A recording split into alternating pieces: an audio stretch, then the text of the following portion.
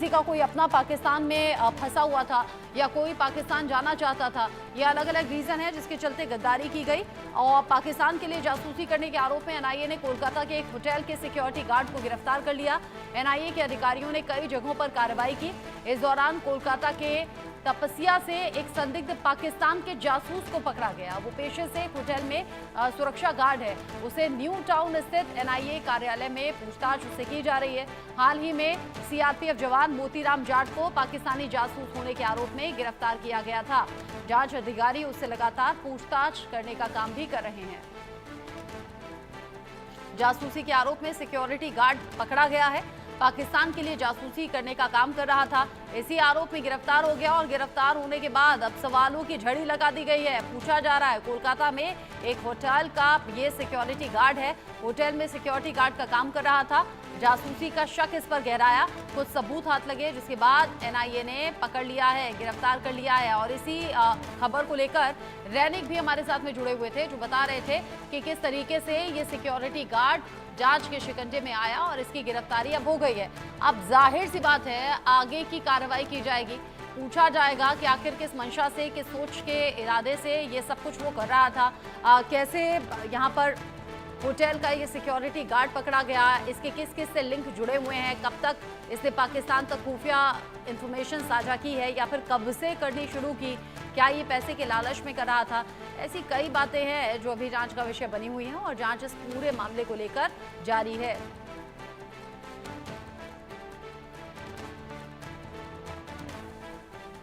रैनिक मेरे साथ में जुड़े हुए हैं इस खबर को लेकर ज्यादा अपडेट के साथ। रैनिक, देश भर में जो देश के गद्दार हैं, जो छिपे हुए जासूस हैं, अब उन्हें ढूंढ ढूंढ कर निकाल रही हैं जांच एजेंसियां। कोलकाता में भी होटल का सिक्योरिटी गार्ड पकड़ा गया। पूछताछ में अब तक क्या बताया इसने? देखिए, एनआईए की तरफ से जो कल 3 जगह पर छापामारी किया गया था, उस 3 जगह में सबसे महत्वपूर्ण जगह था पाक सर्कस का ये प्राइवेट होटल। क्योंकि इस प्राइवेट होटल का जो लोकेशन, वो लोकेशन मिला था जो ये पूरा इन्वेस्टिगेशन का सिलसिला में जो पैसे का लेन देन हुआ था, जो मनी ट्रेल मिला था, उस मनी ट्रेल का इन्वेस्टिगेशन करते करते ही एनआईए का हाथ लगा था इस जगह का लोकेशन। इस जगह से मनी ट्रांसफर किया गया था और इसी सिलसिले पे कल जब प्राइवेट जो होटल में एनआईए की टीम पहुंचे थे, जो मैनेजर है, जो मालिक है, उसको जब पूछताछ किया गया था, उसी दौरान लिंक मिला था कि ये जो सिक्योरिटी गार्ड पहचानते थे कौन इधर आए थे। सिक्योरिटी गार्ड उस टाइम में मौजूद थे और सिक्योरिटी गार्ड को इसी वजह से पूछताछ के लिए एनआईए ऑफिशियल की तरफ से हिरासत में लिया गया था। और अभी भी एनआईए की तरफ से उनको पूछताछ किया जा रहा है कि कौन से सोर्सेस के माध्यम से कौन से व्यक्ति को वो लाए थे, किसके कहने पर ये जो मनी ट्रांसफर करने का बात किया गया था, किसका कहने पर वो मैनेजर को बताया था कि मनी ट्रांसफर करना पड़ेगा। और मैनेजर की तरफ से एनआईए को जो कहा गया है कि ये जो मनी ट्रांसफर, ये एक थर्ड पार्टी ऐप के माध्यम से मनी ट्रांसफर किया गया था। 2 अकाउंट में मनी ट्रांसफर किया गया था। उसी एक लोग के कहने के मुताबिक, वो लोग जिन लोगों को कहने का मुताबिक ये मनी ट्रांसफर किया गया था, वो जो गेस्ट था, वो गेस्ट को लेके आया था ये सिक्योरिटी गार्ड।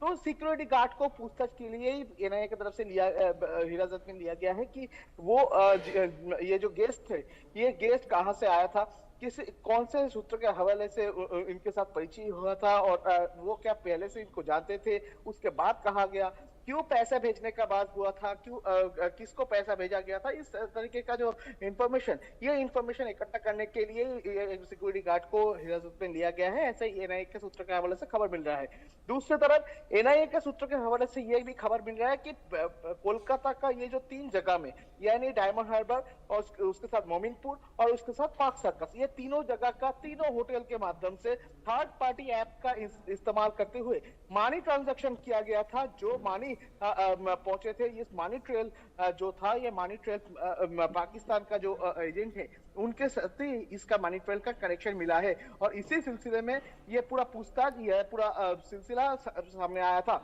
और उसके साथ साथ ही एनआईए के सूत्र के हवाले से जो खबर है कि ये पूरा इन्वेस्टिगेशन में कुछ दिन पहले ही एनआईए के हाथ में एक एजेंट गिरफ्तार हुआ था। उनको पूछताछ करने के दौरान ही एनआईए के हाथ में कोलकाता का ये तीनों जगह का इंफॉर्मेशन आया था, कोलकाता का लिंक सामने आया था और कोलकाता का लिंक सामने आने के बाद ही एनआईए के ऑफिशियल्स की तरफ से एक सबूत इकट्ठा किया जा रहा था कि कौन से जगह से क्या क्या हुआ था। वो सबूत इकट्ठा करने के टाइम पर ही ये मनी ट्रेल जो है वो ये सामने आया, जिस मनी ट्रेल के माध्यम से दिखाई दे रहा है कि कोलकाता का ये तीनों होटल्स के माध्यम से थर्ड पार्टी ऐप का इस्तेमाल करते हुए मनी ट्रांसफर किया गया था किसी के अकाउंट में। और ये जो मनी ट्रेल हुआ था, इस मनी ट्रेल का दो लोकेशन यानी जो सेंडर है और जो रिसीवर है, ये दोनों का ट्रेस करने का कोशिश ही अभी एनआईए की तरफ से किया जा रहा है। और इस मनी ट्रेल का माध्यम से ये जो पूरा रैकेट को क्रैक करने का जो कोशिश वो नेशनल इन्वेस्टिगेशन एजेंसी आगे जांच में जो भी सामने आएगा ना, रैनिक नजर आप बनाए रखिएगा। अभी के लिए बहुत शुक्रिया ये पूरी जानकारी दर्शकों तक पहुंचाने के लिए। आगे बढ़ते हुए अगली बड़ी खबर, राजस्थान के भरतपुर से दो सगे भाई गिरफ्तार किए गए हैं। दोनों भाइयों पर आईएसआई के लिए जासूसी का आरोप है। कुछ दिन पहले ही पाकिस्तान गए थे दोनों भाई, भारत की खुफिया जानकारी आईएसआई तक पहुंचाने का काम कर रहे थे, आईएसआई के साथ में साझा कर रहे थे। दिल्ली पुलिस ने दोनों भाइयों को गिरफ्तार कर लिया है। दो सगे भाई हैं जो कि पाकिस्तान के लिए जासूसी का काम कर रहे थे। दिल्ली पुलिस ने दोनों भाइयों को गिरफ्तार कर लिया। अब इनसे पूछा जा रहा है। राजस्थान के भरतपुर के रहने वाले दो सगे भाई हैं, दोनों आईएसआई तक खुफिया इंफॉर्मेशन साझा कर रहे थे। अब जांच एजेंसियां इनसे ये पता लगाएंगी, क्योंकि पाकिस्तान भी जाने के इनके रिकॉर्ड्स मिले हैं। पाकिस्तान कितनी बार गए, पाकिस्तान में किसके साथ संपर्क में थे, कौन कौन सी इंफॉर्मेशन है जो भारत की और सेना से जुड़ी हुई खुफिया इंफॉर्मेशन जो इन्होंने पाकिस्तान पहुंचाई, आईएसआई तक पहुंचाई, ये सब कुछ अभी जांच का विषय है। पाकिस्तान के लिए जासूसी करने के मामले में सुरक्षा एजेंसियों को यह बड़ी सफलता हाथ लगी है। दिल्ली पुलिस की विशेष टीम पहुंची, कार्रवाई करते हुए दो सगे भाइयों को गिरफ्तार कर लिया। एक भाई को पहले ही दिल्ली पुलिस ने पकड़ा था और उसके बाद में जब दूसरा भाई पिछले कुछ दिन से फरार चल रहा था, उसको लेकर कल दोपहर भरतपुर के डेग से दिल्ली पुलिस ने हिरासत में ले लिया। अब दोनों से पूछताछ जारी है। ग्राउंड जीरो से इंडिया न्यूज संवाददाता की रिपोर्ट देखिए। पाकिस्तान की आईएसआई के लिए जासूसी करने वाले दो सगे भाइयों को दिल्ली पुलिस ने गिरफ्तार किया है। दोनों ही जो गिरफ्तारियां हैं वो राजस्थान के डीग इलाके से हुई है। दरअसल दोनों ही भाई राजस्थान के डीग इलाके के पहाड़ी के रहने वाले थे, जहां पर एक जो भाई है छोटा, उसको पहले ही गिरफ्तार कर लिया गया था, जिसके बाद जो बड़ा भाई हसीन है वो मौके से फरार हो गया था। जिसके बाद अब दिल्ली पुलिस ने कार्रवाई को अंजाम देते हुए दोनों भाइयों को गिरफ्तार कर लिया है। फिलहाल मामले को लेकर जो पुलिस है वो आरोपियों से पूछताछ कर रही है। वहीं खास सूत्रों के मुताबिक छोटे भाई से जब दिल्ली पुलिस की विशेष टीम ने पूछताछ की थी तो उसने ये कबूला था कि दोनों भाई पाकिस्तान जाकर आए हैं। वहीं बड़ी बात है कि जिस तरीके से एक भाई का वीज़ा में तकनीकी खामी आने की वजह से वो नहीं जा पाया था, तो अपने भाई को पाकिस्तान भेजा था। वहाँ पर आईएसआई के लिए जो अधिकारी काम करते हैं उन तमाम अधिकारियों से इन दोनों के भाइयों की मुलाकात भी हुई थी। बहरहाल आने वाले दिनों में किस तरीके से खुलासे होते हैं फिलहाल वक्त बताएगा। सहयोगी कैमरा पर्सन राकेश के साथ मोहम्मद रजाउल्लाह, इंडिया न्यूज, जयपुर। इस बीच एक और बड़ा अपडेट, पाकिस्तानी जासूसी केस में यूपी से बड़ा अपडेट है। तोफैल हारून अलग अलग इलाकों से गिरफ्तार हुए हैं, यानी दो और गिरफ्तारियां। पाकिस्तान के लिए जासूसी के आरोप में इन दोनों को अरेस्ट कर लिया गया है। दिल्ली का हारून, वाराणसी के तोफैल से पूछताछ दोनों से चल रही है। 7 दिन की रिमांड पर लेकर एटीएस इन दोनों से पूछताछ कर रही है। आईएसआई ने लखनऊ, कई बाकी शहरों में भी जासूसी नेटवर्क खड़ा किया हुआ है, जिसमें कानपुर, अलीगढ़, मुरादाबाद समेत कई शहर ऐसे हैं जहां ये पूरा नेटवर्क काम कर रहा है। एटीएस जासूसी नेटवर्क से जुड़े हुए युवाओं की तलाश में जुटी हुई है। जगह जगह छापेमारी भी जारी है, जगह जगह पूछताछ के दम पर एक के बाद एक अरेस्ट भी हो रहे हैं। तोफैल ने व्हाट्सएप पर उम्मीद शहर ग्रुप बनाया हुआ था। व्हाट्सएप के जरिए पाकिस्तान में आईएसआई एजेंट्स के सीधे संपर्क में था।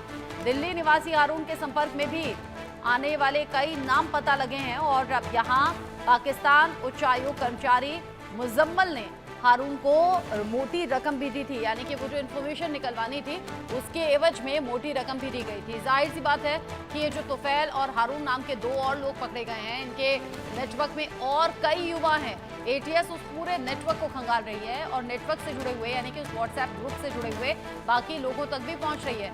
2 गिरफ्तारियां अभी हाल फिलहाल में यहाँ यूपी से हो गई हैं। एटीएस जासूसी नेटवर्क में युवाओं की तलाश में है। व्हाट्सएप ग्रुप तोफैल ने बनाया हुआ था, उम्मीद शहर नाम का एक ग्रुप था। सीधे आईएसआई से जुड़े हुए ये दोनों बताए जा रहे हैं। मोटी रकम भी मिली थी। पाक उच्च आयोग कर्मचारी मुजम्मल ने हारून को रकम दी थी इन्फॉर्मेशन के बदले। आईएसआई जिसने देश के अलग अलग हिस्सों में पूरा जाल बिछाया हुआ है। जासूसी का ये जाल अलग अलग हिस्सों में है और अब इस जाल से जुड़े हुए जो लोग हैं उन तक जांच एजेंसियां पहुंच रही हैं।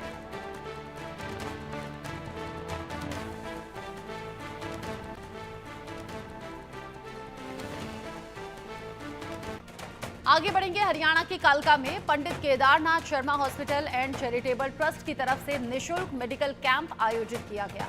मेडिकल